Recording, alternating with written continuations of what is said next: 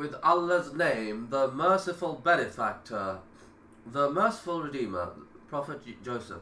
Introduction to Joseph's story.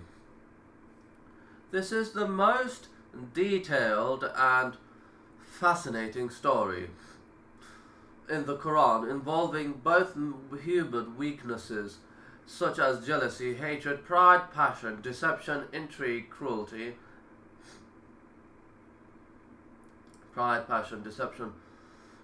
and terror, as well as noble qualities such as patience and loyalty, bravery, nobility, and compassion.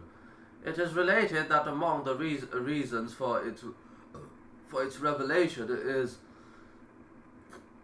that the Jews asked the Prophet Muhammad to tell them about Joseph, who was one of their old prophets. His story had been distorted in parts and made in others with interpolation and exclusions.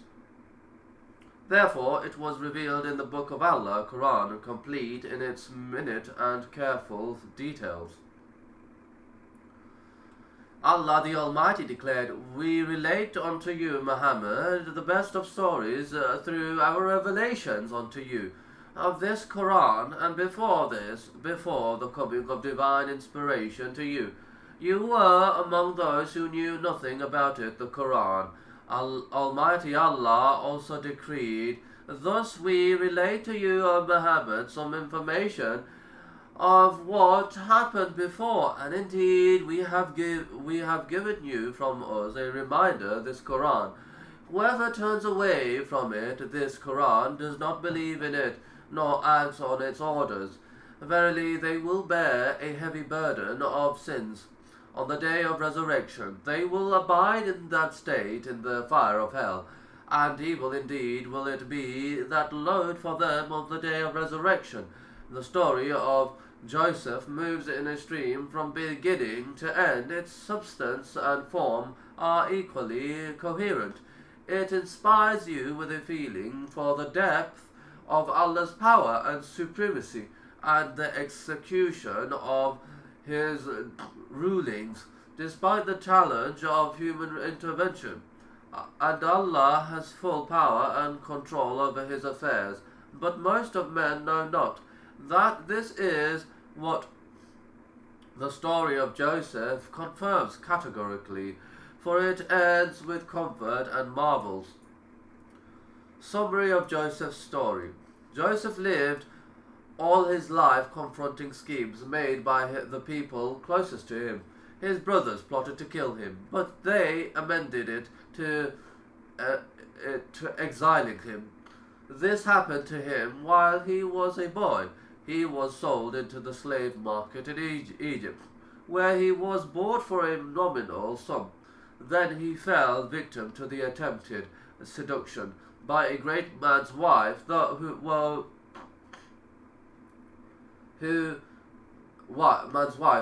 when her wish was foiled, sent him to prison, where he remained for some time. In spite of all of this, he at length approached close to the Egyptian throne and became the king's chief minister. He then began his call to Allah from the position of the ruling authority.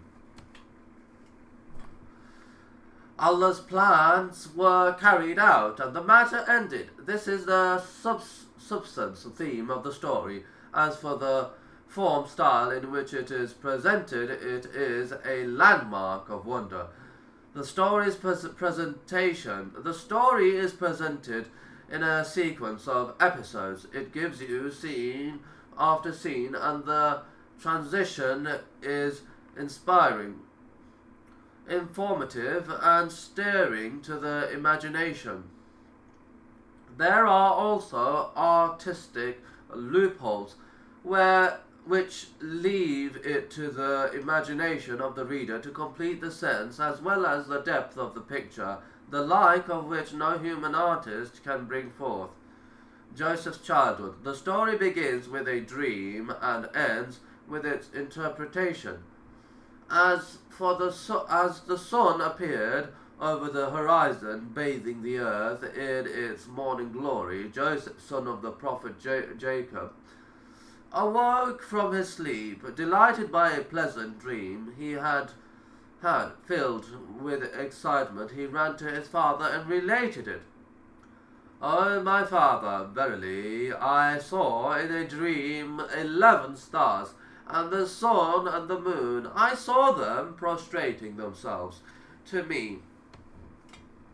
His father's face lit up.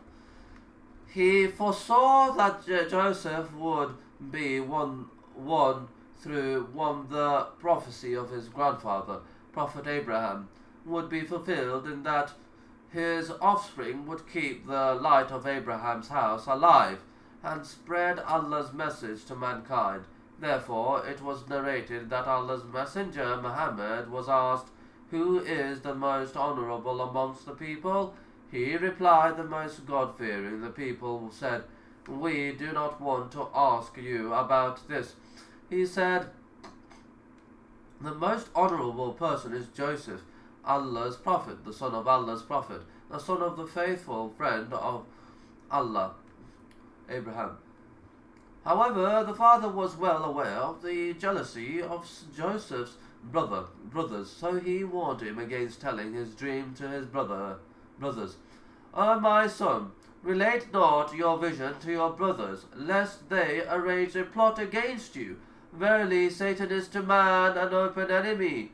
Thus will your Lord choose you and teach you the interpretation of dreams and other things, and perfect his favor on you and on the offspring of Jacob, as he perfected it on your fathers Abraham and Isaac aforetime.